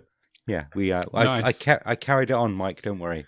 But but no, that RIP sounds good. I don't know about hotel. It just feels like you're too far away from everything. But because they are specifically for Download Festival, you're going to get a lot of cool other people, other cool festival goers there as well. Yeah, I'm guessing it would like for our work, we do there's like a work do that they do, and they rent out the bloody hell, I can't remember the name of the hotel now, in Bristol. And, everyone in their hotel is going to the same thing you are. So it can end up being quite mental. Yeah. So I could imagine that staying at some of these hotels sometime could be a lot of fun because, like you said, you're there with everyone there is going to download. So everyone's there for the same reason you are. Yeah. So there might have been some absolutely cracking nights in the hotel with people. I bet that's actually a lot of fun. You just, no mud, no grass. Yeah. Do you know what I mean? I bet there is, yeah. If it rains, you're not getting muddy. You could just stay in the hotel bar and get absolutely mash up. So I suppose there is some benefit to it. But there's another fun fact. In 18 years of going to Download, I've never had one shower in the whole week. Oh my God! Of them. Have you not? Nope. Not one. Nope. I must have had 4 or 5 over the years. Yeah. Cool. Yeah, I had a very scary experience in 2017 because that's when I went to the cheaper communal showers. Right. And let's just say I saw a lot of things that I won't be able to unsee for quite some time. It was great. I was literally having a full-blown conversation with the guy next to me when we were having a shower, and it was hilarious. Yeah, he was really cool. Everyone else was. It was great. But I saw some things that I can't anymore. And also, as a guy, if you're a girl listening to this, I'm sure you get it on a different level. But I looked down and thought, "Oh Jesus!" And then I saw other people, and I was like, "Oh my Lord!" So yeah.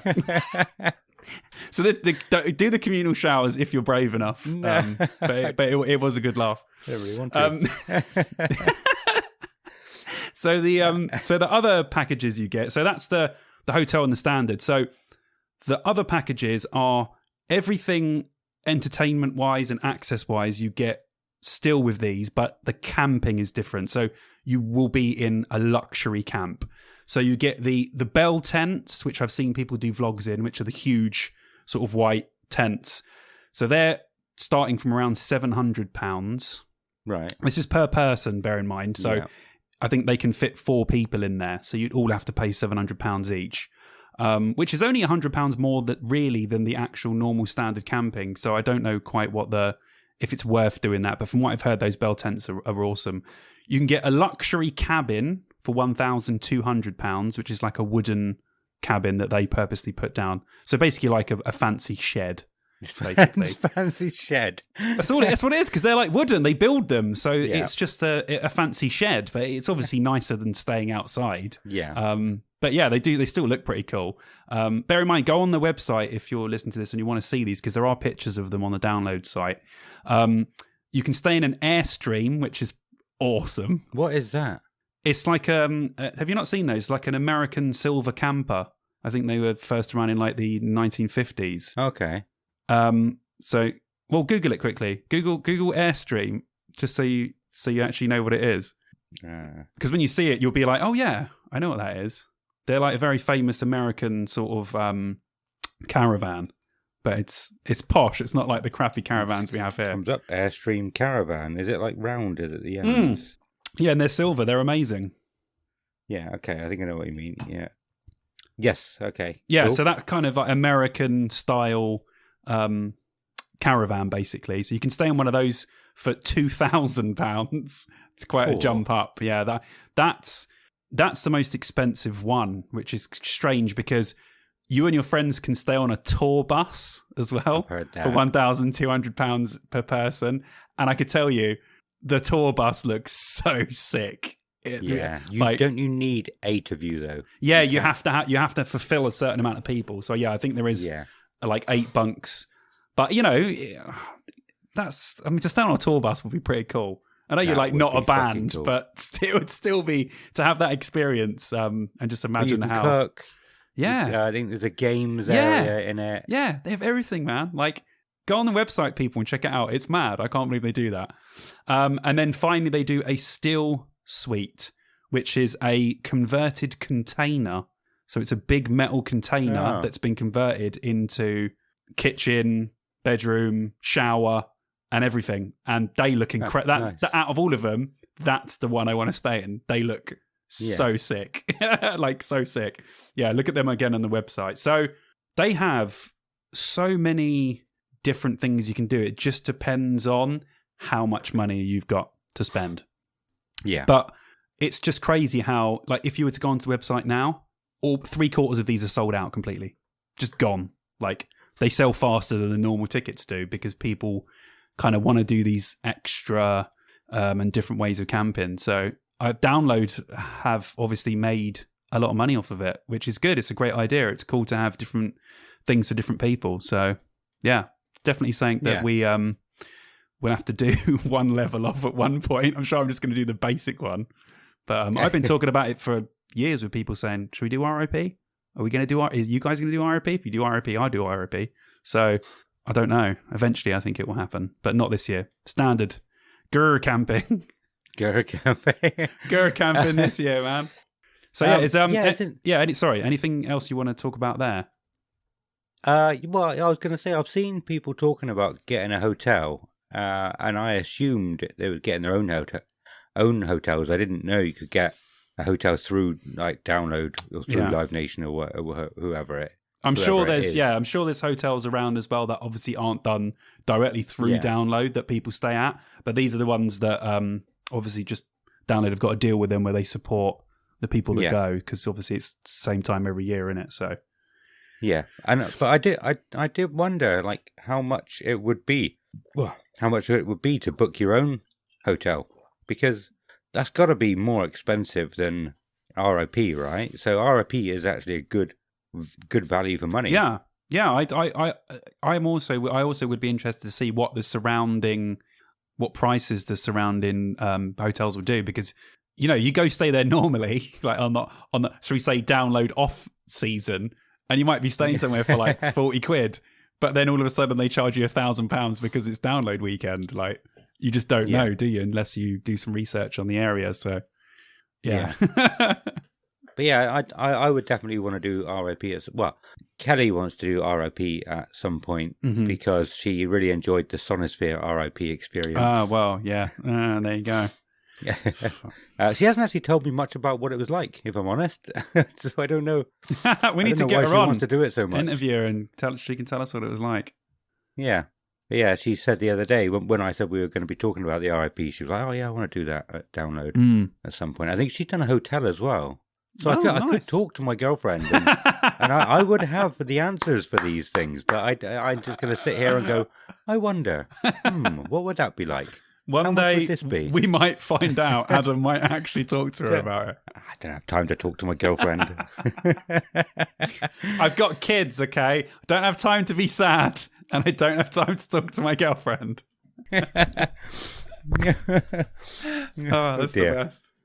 No, I think that's awesome though. I definitely want to try RIP now. Now after you've said about it, Yeah, same. I didn't know you got so much with it. Yeah, exactly the same thing. As soon as I started doing this, I was like, "Do you really get all this stuff with it? I kind of want to do it now." Like, I think this has made us want to spend more money in the future now. But still, there's nothing wrong with standard camping. That's where I've had all the great times. So, if, keep doing that if you want to do that. I've done that 13 times. Adam's done that the whole time, and we're fine. So, I mean, probably our insides aren't fine, but I mean, externally we look okay. We don't look that bad. Inside, we're probably dead, but oh well. Probably, yeah. Well, should we start to wrap it up then? We've got to do campsite fuckery still. Or was there anything else? No, I literally just have some people's comments to read out, and then that's all the info that I have, baby. Well, if you're listening and you know any more about RIP than we've said or that came up in the interview, just write into us and let us know and say, like, this was fucking awesome this year because of a certain thing. The boardies are cool. I think I said before. Actually, the guy who came up with Ger Camping played for the boardies football team when he first came. Oh, really? He was on the forums all the time back in the day.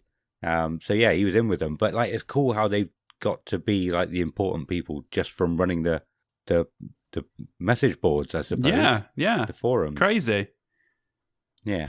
More famous than the Facebook people. Yeah. Fuck them. But yeah, let us know. That would be awesome.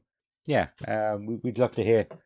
We'd love to hear more experiences from the RIP. I bet you make some really cool friends there as well. Because did you find out how many tickets they sell? No, I bloody didn't do that. I will find that out, and we'll report back in the next episode. I'll give a number. I can't remember what percentage it was. It's much more than it was before, but still, yeah.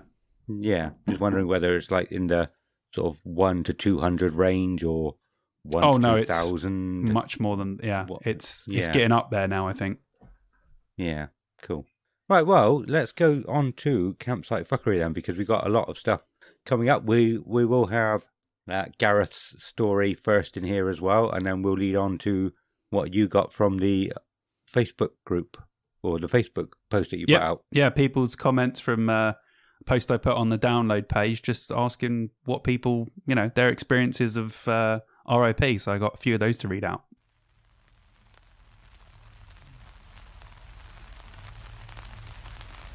So Campsite Fuckery is a section of the show where we talk about any funny, strange or interesting things that you've seen at Download Festival or heard at Download Festival. If you want to share any of your memories with us, you can do. I'll go over all the ways you can reach out to us at the end of the show. First of all, we'll have Gareth's story from the interview. Back in the 2007, or the village, there was a midnight, really after hours game of football. It took place. I don't know if those still happen in the village, but they put out these metal fences to create a little football pitch. And again, after mulling my fair share of beers, I decided to go and have a kick about. I lost my friends. I was pretty gone with it. And I walked away and looked at my right leg, and my whole leg was covered in blood. Because I went in for a tackle with someone, and the fence fell over. And it's one of those kind of metal fences that has the pretty sharp legs.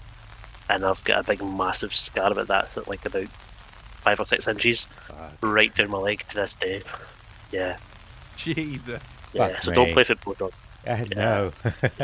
I was recently off work for 2 months playing football sober with my 4-year-old.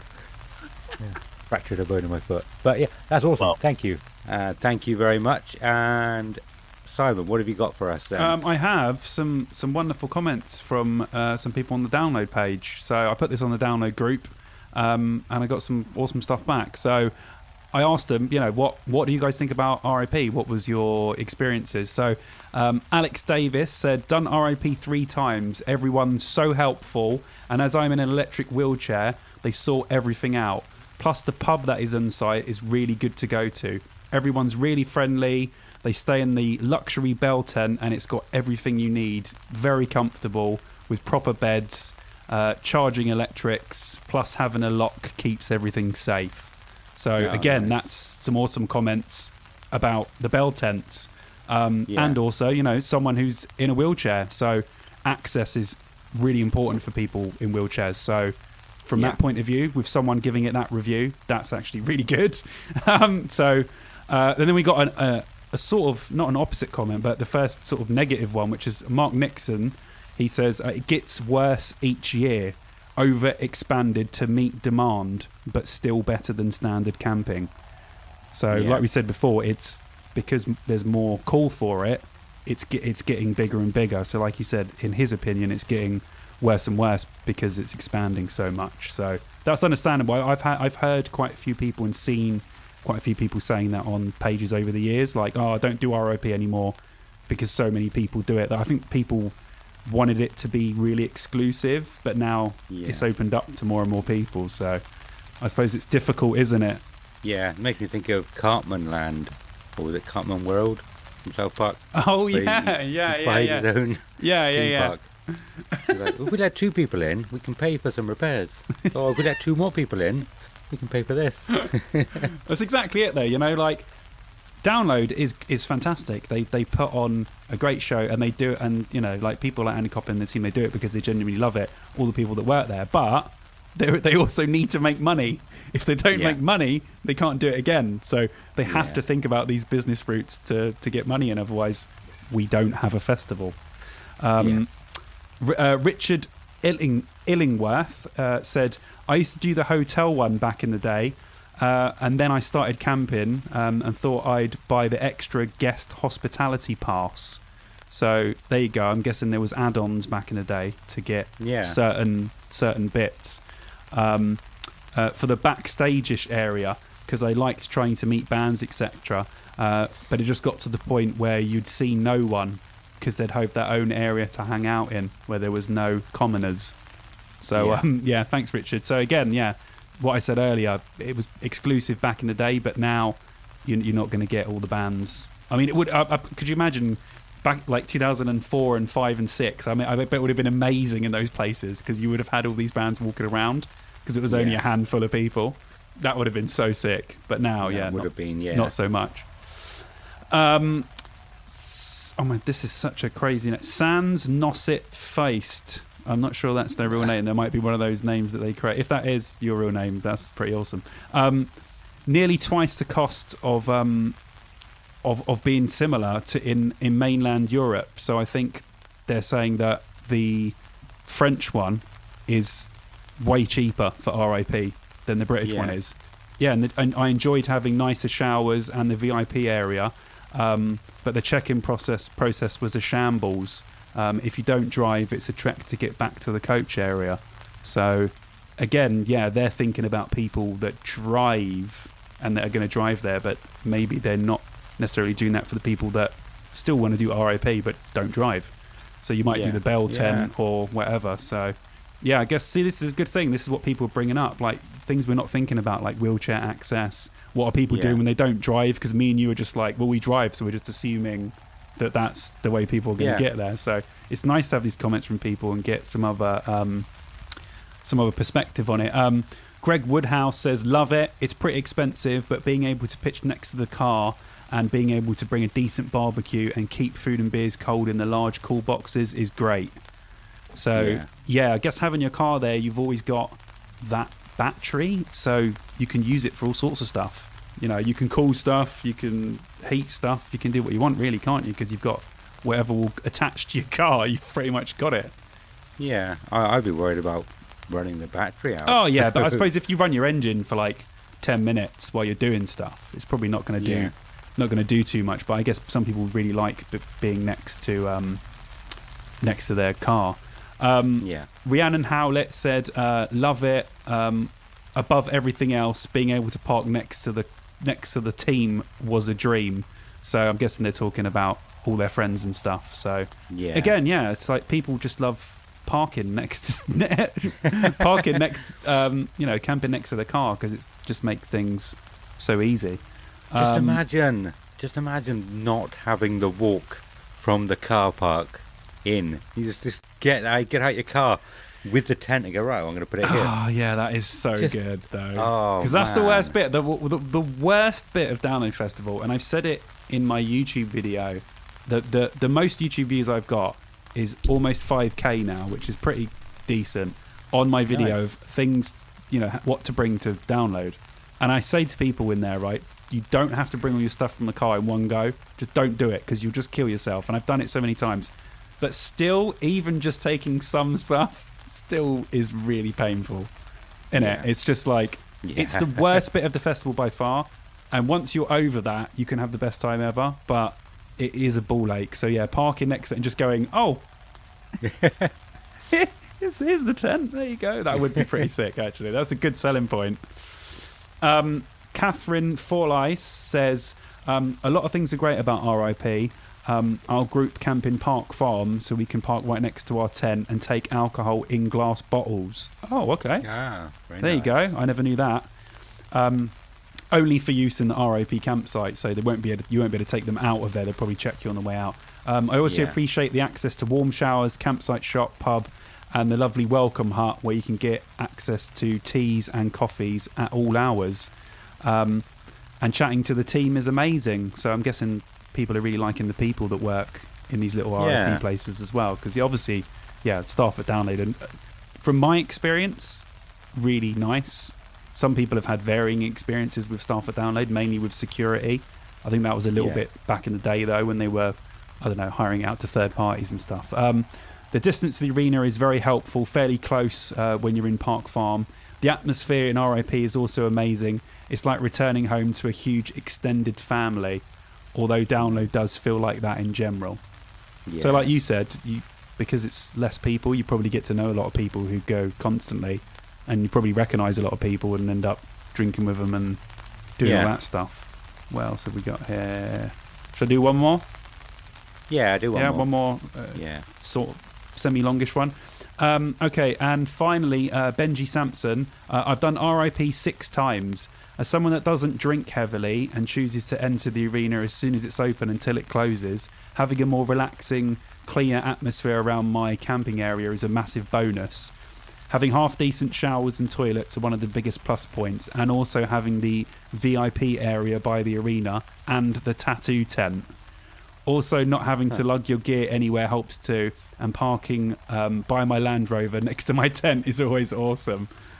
This year, in fact, I will have a roof tent, and my parents will have their tent on the floor. And he wrote, friendly people, love it. So a lot of positive stuff there, and all the other comments that I didn't read out, they're all positive, saying that yes, it's expensive, but people do feel like it's worth it. So that sort of answers our question as to, is it worth it? It kind of is. But the thing is, if you can afford it. And Download's fantastic with the instalment scheme and everything to get people, if you are short of cash, to try and get as many people in. But it's definitely something that I want to do and Ad wants to do. So, but anyway, thank you to everyone that wrote back to my post. There'll be loads more coming about all sorts of questions that we want to ask you guys. But thank you very much to everyone that sent one, not even the ones I didn't read out, because the same as the other one, we got so many awesome responses. I tried to respond to as many as possible and talk to people, but we can't read all of them out. But thank you very much. Yeah, awesome. Thank you very much. And we should probably wrap it up about there as well. Yeah, man. Thank you all for listening, and a huge thank you to Kev and Gareth again. I know I've said that a few times, but it was so good chatting to you guys. And if you want to reach out to us about anything you've heard on the episode, whether it's stories for campsite fuckery, anything we missed out from a particular topic, any corrections, feedback, or suggestions for topics you want to hear about, here are the places you can reach us. We're on Facebook, Twitter, and Instagram as Dear Download Podcast. YouTube, we haven't really done. I've fallen behind with YouTube, but I don't That's think we okay. had We'll many get there. It's cool. listeners. Yeah, we'll get there eventually. Yeah. You can email us at deardownload2003@gmail.com. That's 2003. And I didn't say what we're doing next week. Why isn't that in my notes? Next week. There is no next week. We'll be doing this or whatever. I don't know. What's the plan for the next one? Well, I think I skipped over it, but next week, well, this week is the beginning of very interestingly named. I think that's probably not the best way to put it. But a mini series of 3-letter acronyms. Oh shit! Of course, yes. Because this was obviously about RIP. Next week will be about not AEW, NXT. Yeah, we said a couple episodes ago, didn't we, that we want to talk about the wrestling that happens at Download and wrestling in general. Yeah, because it's intertwined with rock music and sort of always has been. So I feel like it's a good place to go. But yeah, awesome. Yeah, and hopefully we will be doing that episode with our good friends at, well, I say our good friends, you've never spoken to any of them, but with the guys over at Top Turnbuckle Podcast. I think Billy listened to the last episode where I gave him a shout out, told them about it, and they said, oh, that's awesome. So I commented and said, well, when we do our wrestling episode, we'll let you guys know, and maybe you can come on and talk to us about it as well. Talk with us about it if that's happy. If you're right with that. Man. But yeah, and after that we have to think of more 3-letter abbreviations. We'll do it, man. We'll do it. Trust me. We'll do it. Yeah. Cool. But yeah, so other than that, yeah, it's time for us to say goodbye, isn't it? So it is indeed. There's lots of ways you can help us out, sharing us on social media, or whatever. But telling your friends is by far the best thing you could do for us or any other podcast. We really, really, really appreciate it. If you do anything to try and help us grow a little bit, yeah, we will suck your balls if we so will. requested. We will. We'll do anything. Yeah, no. Thank you for anybody who's shared our stuff already, and yeah, it's time for us to go away now. We have been Dear Download, and it's goodbye from Simon. Goodbye. And a goodbye from me. Goodbye.